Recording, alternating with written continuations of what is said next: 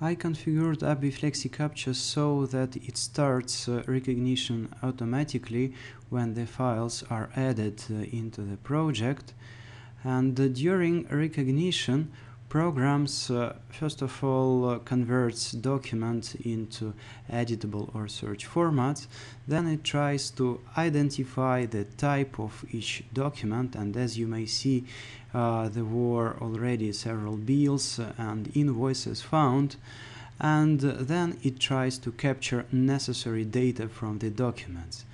As you may see, in several cases we received message that the file is ready for export, but in other cases verification is needed. It happens because some of the documents are received in not very good quality, and therefore in order to get accurate results it is necessary to verify the accuracy of recognition. And by the way, verification is the only process which requires human participation. And also it is possible to configure FlexiCAPTCHA in such manner that verification stage will be skipped.